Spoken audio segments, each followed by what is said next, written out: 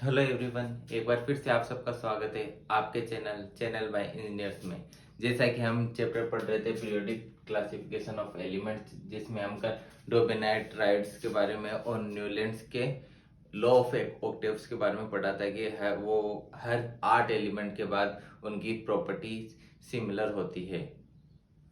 अब हम आगे पढ़ते हैं न्यूलैंड लॉ ऑफ ऑक्टेव में क्या लिमिटेशन थी। लिमिटेशंस पढ़ते हैं इसकी। लिमिटेशंस क्या थी इसकी न्यूलैंड्स की। सबसे पहले ये कहां तक एप्लीकेबल हो पा रहा था, कैल्शियम। कैल्शियम के बाद जो उसका 8 के बाद रिपीट होना प्रॉपर्टीज वो मैच नहीं कर रही थी। मतलब ये एक तरीके से लाइटर एलिमेंट्स के लिए काम कर रहा था, हेवियर मेटल्स के लिए, हेवियर एलिमेंट्स के लिए काम नहीं कर रहा था। इसके बाद it was assured that only 56 existence in nature, no more elements would be discovered in the future। मतलब उसका कहना था कि दुनिया में केवल 56 ही एलिमेंट होंगे, इसके बाद कोई एलिमेंट नहीं होंगे, न आगे डिस्कवर होंगे। लेकिन ऐसा नहीं था, एलिमेंट डिस्कवर होते गए। आज हमारी पीरियोडिक टेबल में कितने एलिमेंट्स है? 118 तक एलिमेंट है। तो क्या हुआ, 56 के बाद डिस्कवर हुआ, तो ये भी इसका गलत हो गया। न्यूलैंड exist 2 elements in the same slot. तीसरा उसकी लिमिटेशन क्या थी कि 2 एलिमेंट जिनकी प्रॉपर्टीज नहीं मिल पा रही उनको भी एक बॉक्स में डाल दिया। तो ये भी गलत है। हर बॉक्स में डिफरेंट डिफरेंट एलिमेंट है आज के टाइम पर, लेकिन उसने क्या किया, 2 एलिमेंट को एक ग्रुप बॉक्स में डाल दिया। जैसे कि एग्जांपल लिया था मैंने कोबाल्ट और निकल का, जिसको डाल दिया किस में, फ्लोरीन के कॉलम में। बल्कि अपन सबको पता है कि फ्लोरीन होता है वो बहुत ही ज्यादा रिएक्टिव होता है। तो फ्लोरीन के कॉलम में कोबाल्ट और निकल तो कैसे आ ही नहीं सकता, लेकिन उसने क्या किया, उसी कॉलम में इनको भी रख दिया। तो ये इसकी लिमिटेशन था। इसके बाद अगला साइंटिस्ट आया जिसको नाम है Mendeleev periodic table. Mendeleev periodic table, Mendeleev ने भी क्या किया, फिर पीरियोडिक टेबल दी। उसने कुछ न्यूलैंड से सीखा, कुछ डोबेनेट राइट से सीखा, और फिर उसने एक अपनी पीरियोडिक टेबल बताई, जिसकी पीरियोडिक टेबल किस पे थी, ये भी एटॉमिक मास पे थी। इसने क्या किया, उसकी फंडामेंटल प्रॉपर्टीज भी देखी इस बार एलिमेंट की, और केमिकल प्रॉपर्टीज भी देखी। मतलब वो किसके साथ रिएक्ट बनता है, करता है, क्या हाइड्राइड्स बनाता है, ऑक्साइड्स बनाता है, उनके हिसाब से उसको डिवाइड किया। मतलब जो कैसा रिएक्शन कर रहा है, रिएक्शन के हिसाब से उनको क्या किया, एक टेबल में अरेंज किया। आ रहा है समझ में? हाइड्राइड और ऑक्साइड जो उसके बनते हैं किसी भी एलिमेंट के, उनके हिसाब से उनको अरेंज किया कि किन किन की प्रॉपर्टी सिमिलर सी है। उसमें कितने फाउंड हुए थे, 63 एलिमेंट्स।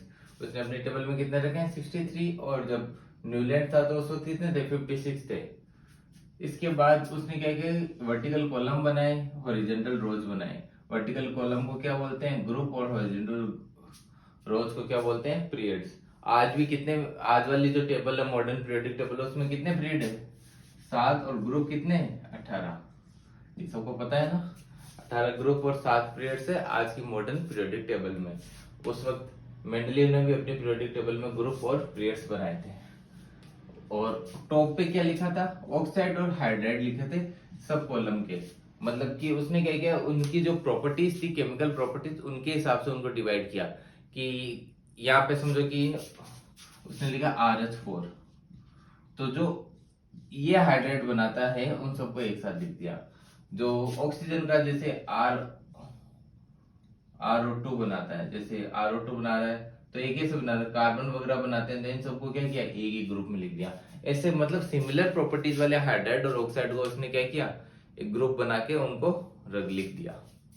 इसके बाद इसकी कुछ अचीवमेंट्स भी थी, क्योंकि मेंडेलीव ने पहली बार एक सही तरीके से अरेंजमेंट किया था। पहले तो जो चीजें थी वो एप्लीकेबल ही नहीं हो पा रही, कोई हायर लाइटर एलिमेंट के लिए हो पा रही है, कोई 2-3 ट्राइड बना पा रहा है। लेकिन यहाँ पे क्या था कि उसने जो अरेंजमेंट किया वो काफी अच्छा था, जिसके अंदर कुछ अरेंजमेंट सही हो रहा था। सबसे पहले अचीवमेंट उसकी यही थी कि ना, उसने क्या किया था, प्रिडिक्ट कर लिया था पहले ही कि यहाँ पे कुछ एलिमेंट डिस्कवर हो सकते हैं और आएंगे। तो उनके लिए क्या किया, उसने जगह छोड़ दी और उनको एक का नाम से रिप्रेजेंट किया। जैसे एक का बोरोन, एक का एल्युमिनियम, एक का सिलिकॉन। तो एक का बोरोन के जगह क्या आया था, स्कैंडियम। एक का एल्युमिनियम की जगह क्या आया था, गैलियम। सिलिकॉन की जगह क्या आया था, जर्मेनियम। ऐसे करके एक का बोरोन, एक का एल्यूमिनियम, एक का सिलिकॉन करके उसने नाम दिए कि यहाँ पे और आगे एलिमेंट भी आ सकते हैं, और उसका प्रिडिक्शन सही था, वहां पे ये 3 एलिमेंट का डिस्कवर होता है। आया समझ में आपको? ये उसकी अचीवमेंट थी, और उसकी भी कुछ लिमिटेशन थी। देखे, सबसे पहले लिमिटेशन तो ये थी कि वो हाइड्रोजन की पोजीशन नहीं बता पाया कि पीरियोडिक टेबल में हाइड्रोजन है वो कहाँ आके अटैच होगा। हाइड्रोजन की पोजीशन उसको पता ही नहीं चल रही थी कि हाइड्रोजन कभी इसके साथ भी रिएक्ट कर जाता है मेटल के साथ, कभी नॉन मेटल के साथ रिएक्ट कर सकता है। तो उसको समझ ही नहीं आ रहा था कि हाइड्रोजन को वो कहाँ पे रखे। तो हाइड्रोजन की उसको पोजीशन नहीं बताती। दूसरी उसको उसकी सबसे बड़ी प्रॉब्लम थी दूसरी आइसोटोप्स। अब आइसोटोप्स में क्या प्रॉब्लम थी समझो। आइसोटोप्स क्या होता है? जिनकी केमिकल प्रॉपर्टी सेम होती है लेकिन उनके एटॉमिक मास अलग अलग होते हैं। अब जब एटॉमिक मास अलग अलग है तो वो तो अलग अलग कॉलम में आने चाहिए, लेकिन उनकी केमिकल प्रॉपर्टी सेम है तो वो एक कॉलम में आने चाहिए। तो वो हेवियर मेटल्स जो होते थे, हेवियर एलिमेंट्स, उनके लिए उसको प्रेडिक्ट करना बहुत ही मुश्किल हो जाता उसके लिए। प्रेडिक्ट करना क्यों मुश्किल हो जाता? क्योंकि अब जब उनकी केमिकल प्रॉपर्टी सेम है तो वो एक कॉलम में रखेगा, लेकिन वो एलिमेंट अलग अलग है तो उसको आगे आगे भेजना पड़ेगा क्योंकि एटॉमिक मास अलग अलग है। तो वो कंफ्यूज रहता कि कैसे करूं मैं इनको। तो वो प्रिडिक्ट नहीं कर पा रहा था कि इन दोनों के बीच में, हेवियर मेटल में, कि यहाँ पे कोई एलिमेंट आ सकता है। ये तीनों जो एलिमेंट है देखो, बोरोन, एल्यूमिनियम, सिलिकॉन, ये सब क्या थे? लाइटर एलिमेंट थे। तो यहाँ पे वो प्रिडिक्ट कर पा रहा था, लेकिन जब हेवियर एलिमेंट की बात आती है तो वहां वो प्रिडिक्ट नहीं कर पा रहा था कि इनके बीच में भी कोई एलिमेंट आ सकता है, क्योंकि आइसोटोप्स की प्रॉपर्टी ये होती है कि सेम केमिकल प्रॉपर्टीज होती है। तो वो यहाँ पे नहीं कर पाता था। ऐसे में दूसरे एलिमेंट, दूसरी उसकी लिमिटेशन क्या थी? आइसोटोप्स। क्योंकि heavier elements not predict how many elements discover between the two elements. तो वो प्रिडिक्ट नहीं कर पा रहे थे कि हेवियर एलिमेंट्स में कि दो एलिमेंट के बीच में कौन सा एलिमेंट्स आएगा। और आइसोटोप क्या होता है ये तुम्हें पता होना चाहिए। तो आज के लिए हम मेंडलीव पीरियोडिक टेबल तक ही रखते हैं। आगे हम मॉडर्न पीरियोडिक टेबल करेंगे। इसके बाद मॉडर्न पीरियोडिक टेबल है और फिर एक दो प्रॉपर्टीज है, इसके साथ ही तुम्हारी केमिस्ट्री खत्म हो जाएगी। इसके बाद हम अगला टॉपिक स्टार्ट करेंगे। जब तक के लिए धन्यवाद, मिलते हैं अगली क्लास में।